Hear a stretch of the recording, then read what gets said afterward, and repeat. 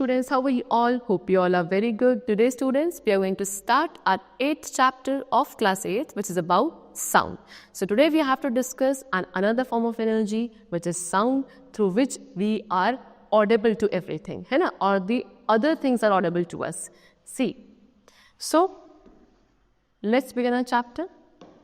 Sound क्या है? एक form of energy है जो क्या sensation of hearing हमारे ears में produce करता है ना? Every day from the time we wake up in the morning till the time we go to sleep, we hear different kinds of sound. From the cackle of cocks, है ना?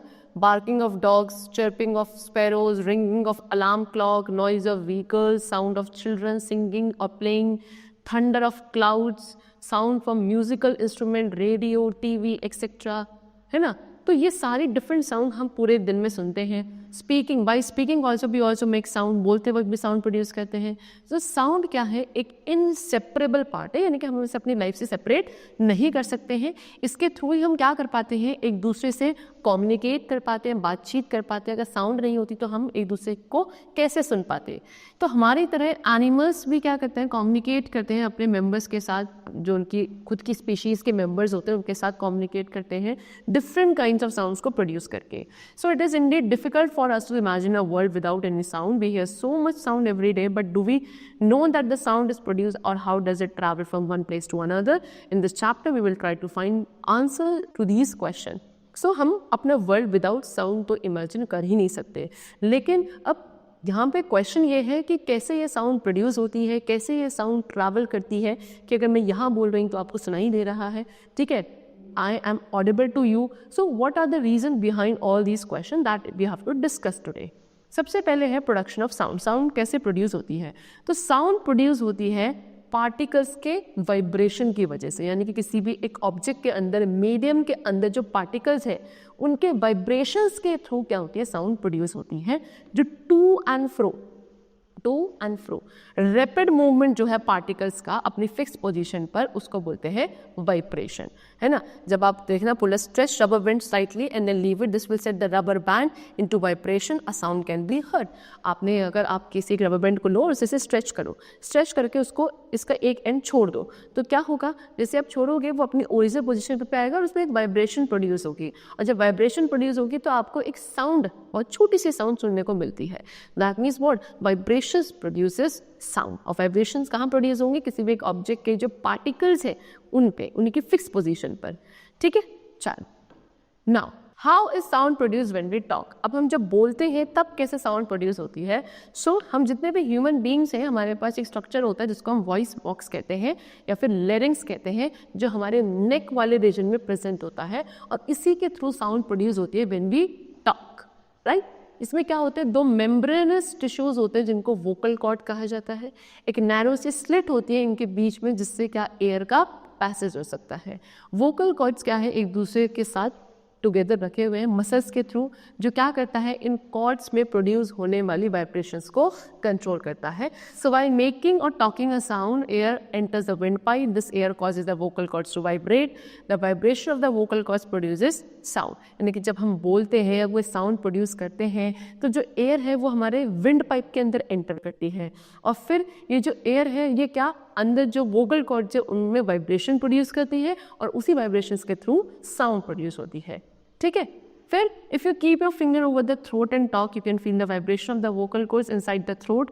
Before we move on to describe the characteristics of sound, let us understand oscillations and some other terms related to it. तो जब आप बोलते हो तो बोलते वक्त आप अपने थ्रोट के पास यहाँ पे एक बार क्या अपने फिंगर्स को रख के देखो, तो जब आप बोलोगे तो आपको खुद फील होगा कि यहाँ पे क्या एक वाइब्रेशन जैसी प्रोड्यूस होती है, ठीक है?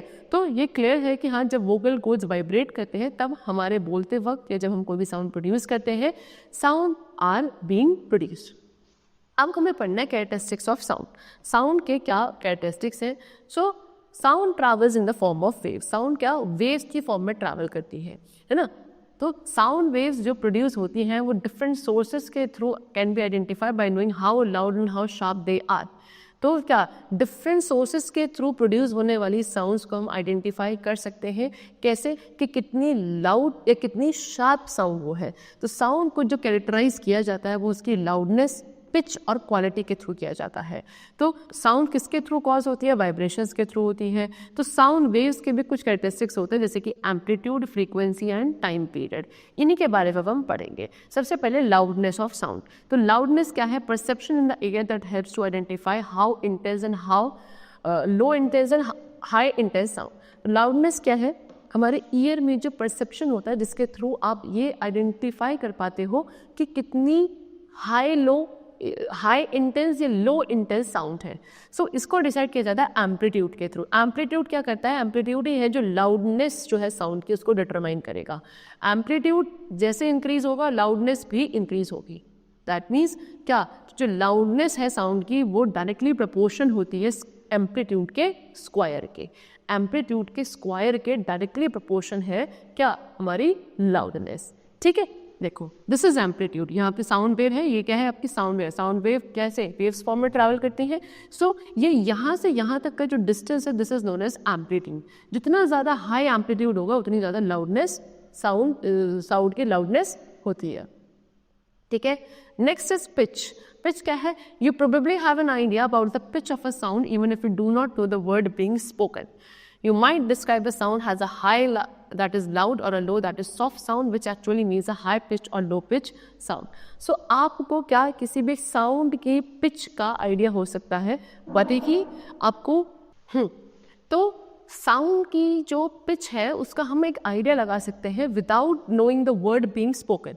ठीक है, वर्ड चाहे कुछ भी नहीं बोला गया लेकिन साउंड जो है उसकी पिच का हम आइडिया कर सकते हैं, है ना। तो दैट मीन्स किसी भी साउंड कितनी हाई या दैट मीन्स लाउड या कितनी लो दैट मीन्स कितनी सॉफ्ट है, इसको जो हम जब बोलते हैं कि बहुत ही सॉफ्ट साउंड है या फिर बहुत ही लाउड साउंड है, एक्चुअल में हम वहाँ पे उस साउंड की पिचनेस को डिस्क्राइब कर रहे होते हैं कि वो हाई पिच्ड है या फिर लो पिच्ड है। ठीक है, तो जो हाई फ्रीक्वेंसी वाली वेव होगी, सी ये क्या है? जहाँ पे ये नंबर ऑफ जो टर्न्स है वो बहुत ज़्यादा होंगे, दैट मीन्स वहाँ पे फ्रीक्वेंसी ज़्यादा है उस साउंड की, है ना। और जहाँ पे क्या है, ये नंबर ऑफ टर्न्स आपके कम है, that means that is low frequency wave. तो जो साउंड की पिच होती है वो किसके ऊपर? वाइब्रेशंस की जो फ्रीक्वेंसी है उसके ऊपर डिपेंड होती है। ठीक है, यानी कि ये जो वाइब्रेशंस हैं या फिर बोलो जो ये फ्रीक्वेंसी ज़्यादा है दैट मीन्स ये पिच कैसी होगी? हाई पिच साउंड होगी। लेकिन जहाँ पे ये जो फ्रीक्वेंसी है दैट मीन्स ये जो आपके टर्न्स है वो कम है, दैट मीन्स वहाँ पे फ्रीक्वेंसी कम है, that means that will be a low pitched sound.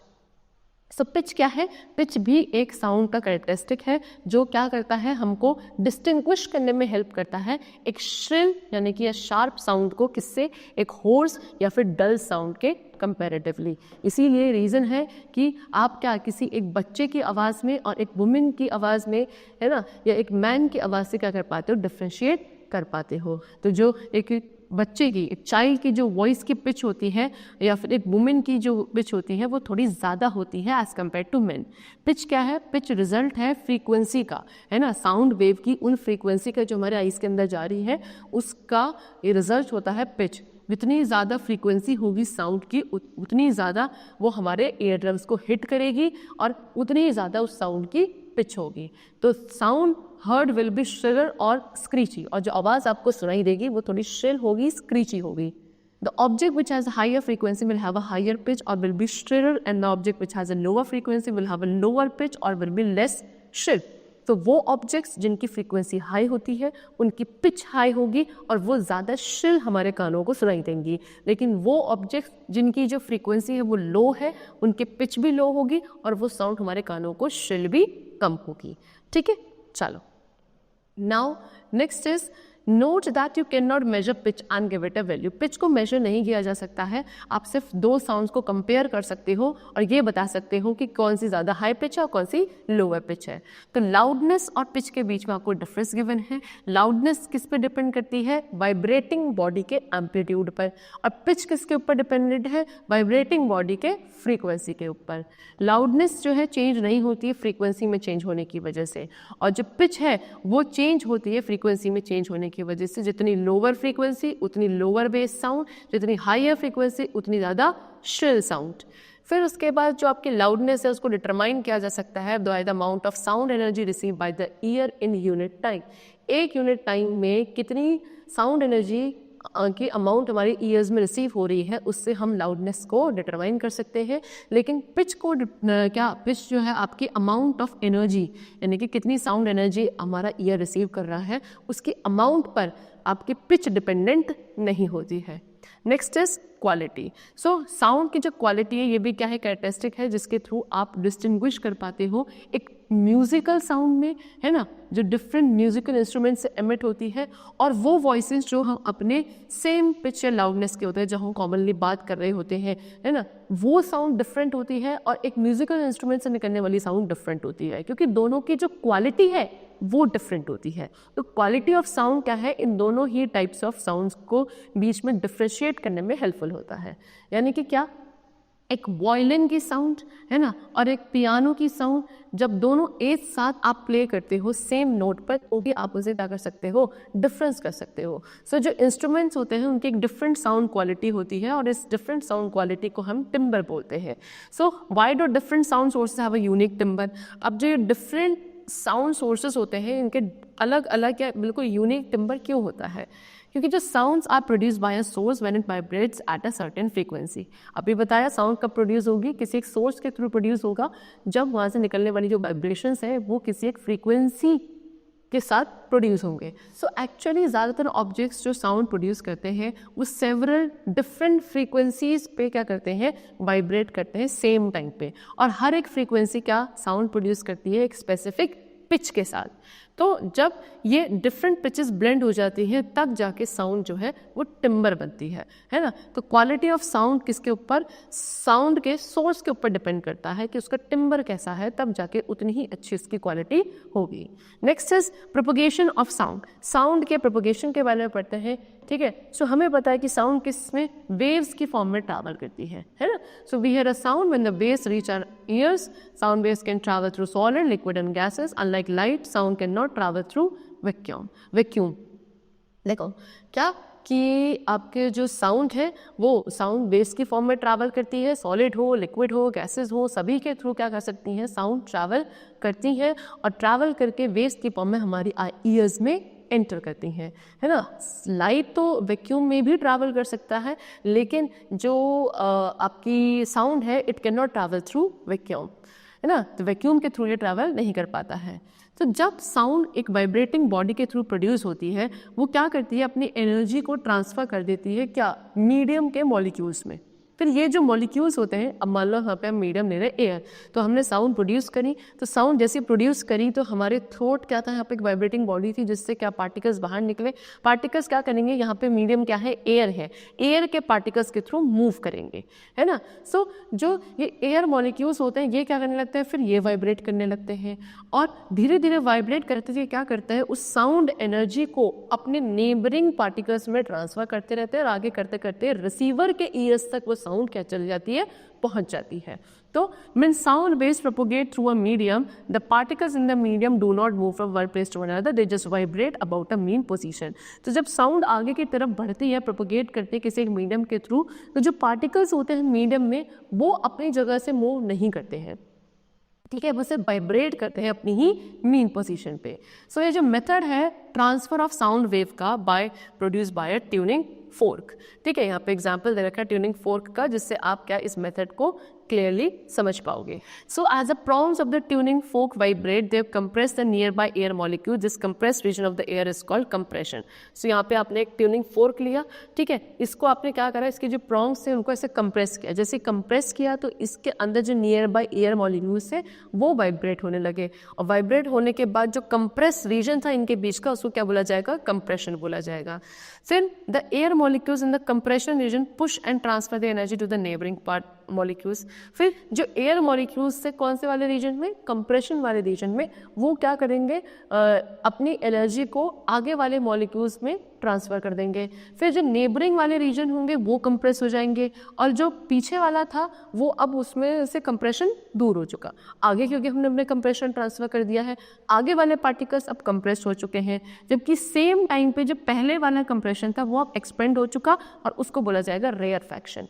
यानी कि पहले कंप्रेशन इधर था, उसने पार्टिकल्स ने क्या कर दिया, अपना कंप्रेशन आगे वाले पार्टिकल्स में ट्रांसफ़र कर दिया, तो आगे वाले ट्रांसफ़र करने वाले में वो तो कंप्रेस हो गया, पीछे वाला तो एक्सपेंड सस्पेंड हो चुका है and that particular region is known as rarefaction. ठीक है, सो इस तरीके से साउंड क्या करती है, एक ऑल्टरनेटिंग कंप्रेशन और रेयरफैक्शन बनाते हुए चलती है। ठीक है, see now they have given us some activities also, जैसे कि अब हमें क्या देखना है कि साउंड लिक्विड्स के थ्रू भी प्रोपोगेट करती है। उसके लिए आपने 2 मेटल रॉड्स, एक टब या बकेट कुछ भी ले सकते हो, वाटर ले सकते हो। आपको बकेट में वाटर लेना है, मेटल की रॉड्स को दोनों हैंड्स में होल्ड करके क्या पानी के अंदर इमर्स करना है। दोनों मेटल रॉड्स को आप स्ट्राइक करो वाटर के अंदर, तो आपको क्या उन दोनों मेटल रॉड्स के थ्रू प्रोड्यूस होने वाली साउंड क्या बाहर सुनाई देगी। तो yes, when the sound produce by hitting the metal rod inside the water is heard outside, यानी कि वो जो मेटल की रॉड्स आपने पानी के अंदर रखी थी उनको हिट करने के बाद जो साउंड प्रोड्यूस हुई है वो आपको बाहर सुनाई देगी। दैट मीन्स व्हाट, कि साउंड लिक्विड्स के थ्रू भी प्रोपोगेट करती है। नेक्स्ट क्या एक्टिविटी है कि साउंड सॉलिड्स के थ्रू प्रोपोगेट करती है। उसके लिए आपको कुछ नहीं, एक टेबल चाहिए। So keep your year on the table and tap the table gently with your hand. Can you hear the sound produced by tapping the table? Sound is heard when the ear is capped on the table and it is tapped. Sound propagates through solid. कुछ नहीं करना है, table है, table पे आपको अपने ऐसे head रख के क्या करना है, लेटना है, अपने ईयर्स को आपको उस टेबल के ऊपर रखना है और फिर उस टेबल को जेंटली आपको क्या करना है, हिट करना है। तो जब आप जेंटली हिट करोगे तो आपको उसके थ्रू प्रोड्यूस हुई हुई साउंड सुनाई देगी। दैट मीन्स व्हाट, कि टेबल को हिट करने पर टेबल के थ्रू जो साउंड की वाइब्रेशंस प्रोड्यूस हो रही है ना, वो आपके ईयर्स को सुनाई दे रही है। That means sound can travel through solid also. Next is to find out if sound can travel through vacuum. अब साउंड वैक्यूम के थ्रू ट्रैवल कर सकती है या नहीं, उसके लिए क्या है, तो they have given us the method, है ना। तो the setup for the experiment is shown in the following figure. In this setup the electric bell is suspended inside the glass bell jar. आपने क्या करा है, एक ग्लास का bell jar दिया, उसके अंदर इलेक्ट्रिक बेल को सस्पेंड कर दिया। अब बेल जार को कनेक्ट कर दिया एक वैक्यूम पंप के साथ, है ना। फिर उसके बाद की प्रेस करी तो जो सर्किट है इलेक्ट्रिक बेल का वो कंप्लीट हो गया, है ना, जिससे जो इलेक्ट्रिक बेल थी वो रिंग होने लगी। रिंग होने के बाद which was heard even outside the bell jar. ठीक है, तो क्या हुआ, आपको बेल जार के बाहर भी वो साउंड सुनने को मिली।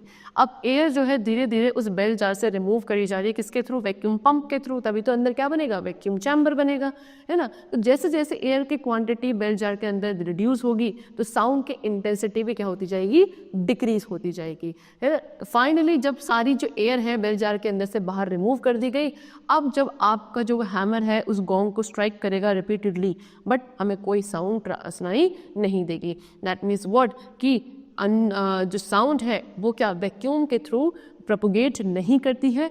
क्या साउंड को एक मीडियम की ज़रूरत है क्या होने के लिए, प्रोपोगेट करने के लिए, ट्रैवल करने के लिए, क्योंकि अब अंदर कुछ मीडियम बचा ही नहीं, है ना। तो इस वजह से साउंड ट्रैवल नहीं कर पाती है।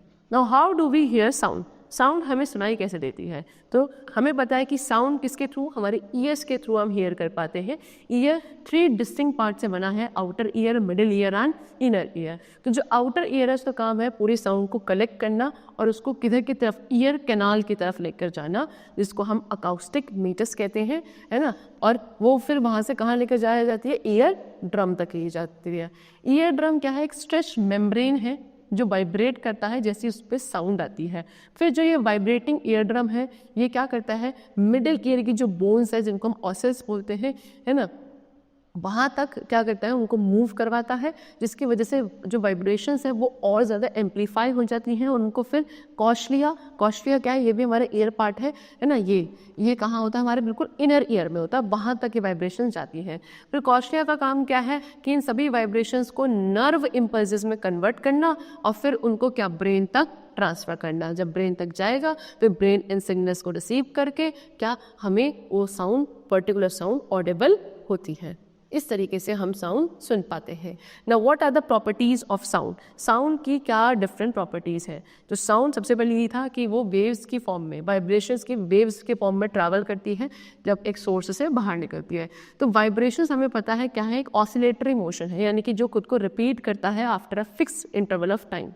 यानी कि ऑसिलेटरी मोशन की तरह साउंड की भी कुछ प्रॉपर्टीज़ हैं, amplitude, time period and frequency. सबसे पहले पढ़ेंगे एम्पलीट्यूड के बारे में। तो हमें पता है साउंड वाइब्रेशंस की फॉर्म में वाइब्रेट करती है, प्रोपोगेट करती है मीडियम के पार्टिकल्स में अबाउट अ मीन पोजीशन। जो maximum distance move by the particles of the medium on either side of the mean position represent the amplitude of sound. ठीक है, तो जो मैक्सिमम डिस्टेंस होता है क्या, मीडियम के पार्टिकल्स के बीच में, है ना, मीन पोजीशन के दोनों ही साइड पर, वो साउंड के एम्पलीट्यूड को रिप्रेजेंट करता है।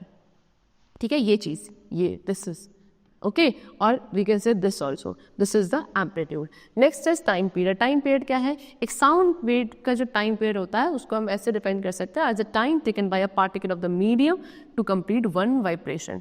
किसी भी मीडियम के एक पार्टिकल को कितना, एक वाइब्रेशन कंप्लीट करने में कितना टाइम लग रहा है, उसको हम उसका टाइम पीरियड कहेंगे। टाइम पीरियड को किसमें? सेकेंड्स में मेजर किया जाता है। Next is frequency. फ्रीक्वेंसी क्या है? Number of oscillations completed by the air particles in 1 second is called the frequency of vibration. ठीक है, जो एयर पार्टिकल्स है वो 1 सेकेंड के अंदर कितनी नंबर ऑफ ऑसिलेशंस कंप्लीट करते हैं उसको आप फ्रीक्वेंसी कहते हो। इसको हर्ट्ज, दैट इज HZ ऐसे रिप्रेजेंट किया जाता है। ऐसा यूनिट होती है फ्रीक्वेंसी की, हर्ट्ज, है ना। तो ऐसी साउंड जिसकी फ्रीक्वेंसी 50 हर्ट्ज की होती है उसको आप ऐसे कह सकते हो कि वो 50 ऑसिलेशंस प्रोड्यूस कर रही है 1 सेकेंड में। तो increase in frequency means more vibrations और oscillations in a given time. अगर फ्रीक्वेंसी इंक्रीज हो रही है दैट मीन्स एक पर्टिकुलर टाइम पीरियड में उतनी ऑसिलेशंस, उतनी वाइब्रेशंस ज़्यादा प्रोड्यूस हो रही हैं। Next is speed of sound. So we study that sound can travel through solid, liquid and gases. अभी पढ़ा हमने कि साउंड सॉलिड, लिक्विड, गैसेस तीनों ही ट्रैवल कर सकती है, और साउंड को मीडियम चाहिए होता है ट्रैवल करने के लिए, वो वैक्यूम में ट्रैवल नहीं कर सकती। तो अब साउंड जो है इन मीडियम में, मतलब इन मीडियाज़ के थ्रू ट्रैवल करती है डिफरेंट स्पीड के साथ, यानी कि सभी मीडिया में एक ही स्पीड से ट्रैवल नहीं करती है। अगर हम तीनों मीडिया में कंपेयर करें तो सबसे ज़्यादा स्लो मूव करती है साउंड किसमें? गैसेस में, है ना। And then faster through solids and fastest through solid. फिर थोड़ा सा फास्टर मूव करती है लिक्विड्स मीडियम में, और सबसे फास्टेस्ट मूव करती है आपके सॉलिड्स मीडियम में। एयर में जो साउंड की स्पीड है वो बहुत सारे फैक्टर्स के ऊपर डिपेंडेंट है, जैसे कि टेम्परेचर, ह्यूमिडिटी कितनी है, विंड कितनी फ्लो हो रही है। Example, the speed of sound in the air increases with increase in temperature, यानी कि जब टेम्परेचर इंक्रीज हो जाता है तो साउंड की जो स्पीड है वो भी इंक्रीज हो जाती है ना। अगर एक ऑब्जेक्ट है जो फास्टली मूव कर रहा है साउंड के कंपैरिजन में, है ना, दैट मीन्स उसकी जो स्पीड है वो क्या मानी जाएगी? सुपरसोनिक स्पीड मानी जाएगी। और वो ऑब्जेक्ट्स जो सुपरसोनिक स्पीड से ट्रैवल करते हैं वो शॉक वेव्स प्रोड्यूस करते हैं, है ना। तो sound produce by these shock waves is called sonic boom, और फिर इन शॉक वेव्स की वजह से जो साउंड प्रोड्यूस होती है उसको हम सोनिक बूम कहते हैं।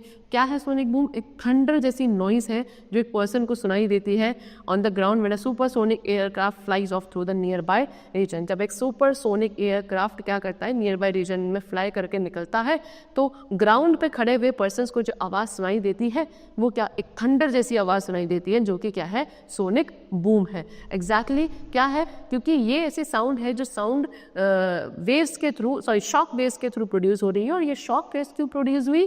एक ऐसे ऑब्जेक्ट से जो क्या सुपरसोनिक स्पीड से ट्रैवल कर रहा है। सुपरसोनिक स्पीड कौन सी स्पीड होती है? जब एक ऑब्जेक्ट साउंड की स्पीड से भी फास्टली ट्रैवल करता है। ठीक है, चलो now reflection of sound. Sound के रिफ्लेक्शन पे आते हैं। तो जब साउंड वेव्स किसी एक सरफेस पे स्ट्राइक करती हैं, फॉल करती हैं, वो भी बाउंस बैक करती हैं, और इसको बोलते हैं रिफ्लेक्शन ऑफ साउंड, है ना। आपने एक टर्म सुना होगा एको। एको क्या होता है? एको occurs due to the reflection of sound by the hills or the walls of the building. We hear two sound waves as two distinct sound only if the time interval between the sound wave is 1/10 of a second or more than that. तो एकर कब होता है? जब sound का reflection होता है। कभी आपने देखा होगा जब आप हाई हिल्स पे जाते हो या जो बिल्डिंग की जो वॉल्स होती है वहाँ से जब साउंड वेव्स रिफ्लेक्ट बैक होती है तब एको सुनने को मिलता है। आपको दो साउंड वेव्स, दो डिस्टिंक्ट साउंड से तभी सुनने को मिलेंगी अगर दोनों के बीच का जो टाइम इंटरवल है वो 1 सेकेंड के 1/10 का होगा, है ना, या उससे ज़्यादा होगा। तो दैट मीन्स व्हाट कि we can hear the echo of a sound only if the reflected sound reaches our ear after 1/10 of a second after we hear the first sound. पहले साउंड सुनने के बाद अगर दूसरी साउंड वेव हमारे years में 1/10 of a second में reach कर जाती है तो हमें क्या एको सुनाई देने को मिलता है, नहीं तो नहीं मिलता है।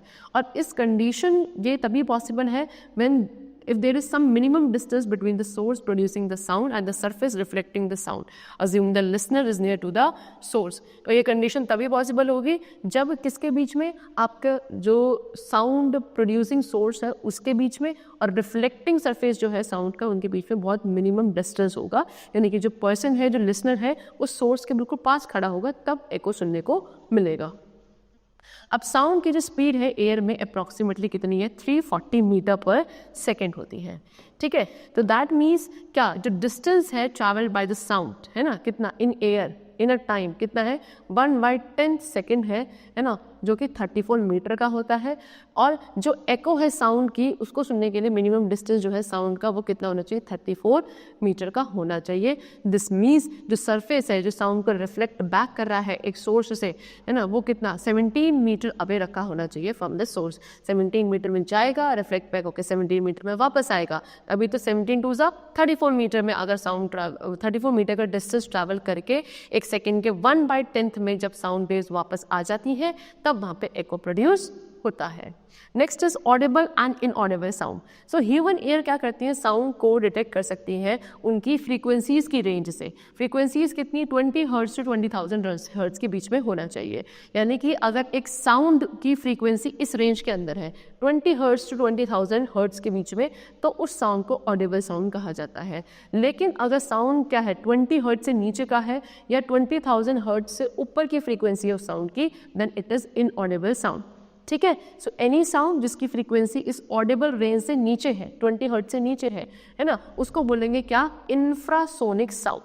लेकिन ऐसी साउंड जिसकी फ्रीक्वेंसी ऑडिबल रेंज से ज़्यादा है, यानी कि 20,000 हर्ट्ज से भी ज़्यादा है, उसको अल्ट्रासाउंड कहेंगे। ना तो हम इंफ्रासोनिक साउंड सुन सकते हैं, ना ही हम अल्ट्रासोनिक साउंड सुन सकते हैं, क्योंकि इन दोनों की फ्रीक्वेंसी हमारे ऑडिबल रेंज से ज़्यादा या कम होती है, ठीक है। चलो, नाउ द ऑडिबल रेंजेस, कुछ एनिमल्स की ऑडिबल रेंजेस जो है फ्रीक्वेंसीज की गिवन है। जैसे कि जो डॉग्स हैं उनकी 50 हर्ट्ज टू 45,000 हर्ट्ज तक होती है, कैट्स की 45 टू 85,000 की है, बैट्स की 1,20,000 हर्ट्ज तक की होती है, डॉल्फिन्स की up to 2 lakh hertz and elephants की 5 हर्ट्ज टू 10,000 हर्ट्ज, ठीक है। चलो, now music and noise. So सभी सॉन्ग्स जो हम लोग सुनते हैं अपने सराउंडिंग से, क्या वो सभी प्लेजेंट अच्छी होती हैं? नहीं, कुछ प्लेजेंट है, कुछ अनप्लेजेंट है। तो वो साउंड्स जो हमको एक प्लेजेंट फीलिंग देते हैं जब हम उन्हें सुनते हैं, उनको हम क्या बोलते हैं, म्यूजिकल साउंड्स कहते हैं। लेकिन वो साउंड्स जो अनप्लेजेंट होते हैं, इरिटेटिंग फील करवाती हैं, उनको हम नॉइस बोलते हैं, राइट।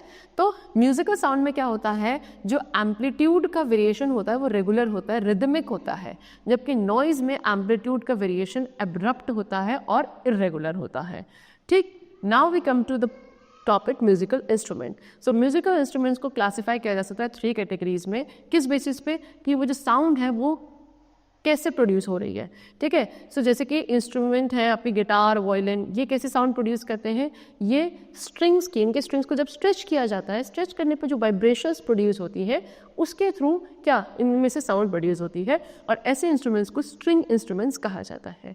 फिर कुछ इंस्ट्रूमेंट्स है जैसे कि फ्लूट एंड ट्रम्पेट, ये साउंड प्रोड्यूस करता है by the vibration of air column inside them, है ना, इनके अंदर एयर कॉलम होते हैं, उनमें जब वाइब्रेशंस होता है तब ऐसे इंस्ट्रूमेंट में से साउंड प्रोड्यूस होती है, और इनको हम बोलते हैं विंड इंस्ट्रूमेंट, है ना। नेक्स्ट क्या है, ड्रम, तबला, है ना, ये कब प्रोड्यूस करते हैं sound, by the vibration of stretch membrane, इनकी जो मेम्ब्रेशन को जब स्ट्रेच किया जाता है उस पर वाइब्रेशन प्रोड्यूस होती हैं, तब ये जो इंस्ट्रूमेंट्स है वो साउंड प्रोड्यूस करते हैं, और इनको बोला जाता है परकशन इंस्ट्रूमेंट्स, ठीक। चलो, next we come to noise pollution. Noise pollution क्या है, एक्सेसिव और अनवांटेड नॉइस जब हमारे एनवायरनमेंट में हो जाती है तब एक कंडीशन होती है नॉइस पोल्यूशन, है ना। बहुत सारे क्या है आपके सोर्सेज है नॉइस पोल्यूशन के, जैसे कि road traffic, aircraft, train, construction site, factories, electronic and electrical equipments, bursting of fire cracker. अब नॉइज पोल्यूशंस के क्या क्या हार्मफुल इफेक्ट हैं, एक तो एक इंसान की हेयरिंग जो एबिलिटी है, एफिशिएंसी है, वो कम हो सकती है ना। लैक ऑफ कॉन्सेंट्रेशन कॉज करता है जिससे फैटीग हो सकता है, ब्लड प्रेशर बढ़ सकता है ना, टेम्पररी या परमानेंट इम्पेयरमेंट भी आ सकती है हियरिंग की। Now how can we control noise pollution, noise pollution को कैसे कंट्रोल किया जा सकता है या फिर कैसे मिनिमाइज किया जा सकता है। सो क्या नॉइज प्रोड्यूसिंग जो फैक्ट्रीज होती हैं या जो इंडस्ट्रियल यूनिट्स होती हैं उनको रेजिडेंशियल एरिया से थोड़ा कहीं दूर एस्टैब्लिश या लोकेट किया जाना चाहिए। फिर उसके बाद playing loud music, public place पर लाउड म्यूजिक को प्ले करने पर रिस्ट्रिक्शंस लगने चाहिए, है ना। उसके बाद एक्सेसिव हॉन्किंग जो करते हैं ऑटोमोबाइल्स वाले, इसमें रिस्ट्रिक्शंस होने चाहिए थोड़े। फिर रेडियो या टेलीविज़न को लो वॉल्यूम पे हमें चलाना चाहिए। उसके बाद जितनी भी डिफेक्टिव मशीन या इंजन्स हैं जो कि अनवांटेड साउंड प्रोड्यूस करते हैं, उनका हमें मिनिमम यूज़ करना चाहिए। Avoid unnecessary use of horn of the vehicles while travelling. Travel करते वक्त हम अननेसेसरी व्हीकल्स के हॉर्न को बजाते हैं, वो हमें अवॉइड करना चाहिए। ईयर प्लग्स हमें क्या लगाने चाहिए to protect the ears at working in a noisy atmosphere. जब आप नॉइजी एटमॉस्फेयर में ट्रैवल कर रहे हो तो ईयर प्लग का यूज़ कर सकते हो। Next is hearing impairment and solution. Hearing impairment and solution कैसे किया जा सकता है? तो हेयरिंग इम्पेयरमेंट का मतलब क्या है? The condition of hearing loss, यानी कि जब सुनने की एबिलिटी खत्म हो जाती है, कंडीशन आती है, इस कंडीशन को हेयरिंग इम्पेयरमेंट कहा जाता है। तो हेयरिंग इम्पेयरमेंट की डिग्री जो है वो वेरी कर सकती है पर्सन टू पर्सन। कुछ ऐसे लोग होते हैं जिनको पार्शियल हेयरिंग लॉस होता है और कुछ ऐसे हैं जिनको कंप्लीट हेयरिंग लॉस हो सकता है। So a kid with hearing loss में attend a special school, special classes within a regular school और may be a part of a regular classroom. अब एक बच्चा है जिसको हेयरिंग लॉस है तो उसको आप एक स्पेशल स्कूल में डाल सकते हो, स्पेशल क्लासेस लगाई जा सकती हैं एक रेगुलर स्कूल के अंदर, ठीक है, या फिर उसको एक रेगुलर क्लासरूम का पार्ट भी बनाया जा सकता है। अब कुछ लोग हैं जिनको हेयरिंग लॉस होता है तो उनको कुछ स्पेशल टेक्निक यूज़ करनी पड़ती है कम्युनिकेट करने के लिए, जैसे कि स्पीच रीडिंग है ना। स्पीच रीडिंग होता है जिसमें क्या है, looking closely at a person lips, facial expressions and gestures to help figure out spoken words. यानी कि जो पर्सन है जो बोल रहा है उनके क्या, उनके लिप्स पे थोड़ा सा ज़्यादा फोकस करना पड़ता है, उनके फेशियल एक्सप्रेशंस पे, उनके जेस्चर्स पे कि वो क्या वर्ड्स को बोल रहे हैं, तब हम उनकी बातों को समझ सकते हैं। एक ऐसा पर्सन जो कि क्या है, हेयरिंग इम्पेयरमेंट है जिसको, ठीक है। नेक्स्ट क्या है, American sign language which is ASL। ये एक ऐसी लैंग्वेज है जहाँ पे हैंड मूवमेंट्स के थ्रू क्या सामने वाले को जो कि हेयरिंग अनेबल्ड है उसको समझाया जा सकता है। That allows deaf people to communicate with one another without speaking. बिनर्स बोले हाथों के जेस्चर से आप क्या लोगों को बात समझा सकते हो। डेफ पीपल जो होते हैं यूजुअली वो आपस में कम्युनिकेट कर सकते हैं इसके थ्रू। नेक्स्ट है cured speech and sign exact English which use hand shapes to translate what is being said. cured speech, sign exact English ये सब यूज़ करते हैं जिसमें आप हैंड की शेप्स को यूज़ करते हो ट्रांसलेट करने के लिए क्या बोला गया है उसके लिए, है ना। That means both are mean to be use with spoken language to help people understand anything they can not comprehend through lip reading. ये दोनों ही चीज़ें यूज़ करी जाती हैं स्पोकन लैंग्वेज के लिए, है ना। यहाँ पे लोगों को समझाया जाता है कोई भी ऐसी चीज़ जो लिप रीडिंग के थ्रू समझ में नहीं आती है ना, उसके लिए। चलो, so the chapter has been completed. We have discussed about the various concepts of sound, the various properties of sound, how does a sound travel, and a hearing impairment, structure of ear, and many more things. And the chapter is completed over here. Hope you all liked and understood the chapter very well. We'll meet you very soon. Till there, take care. Thank you everyone.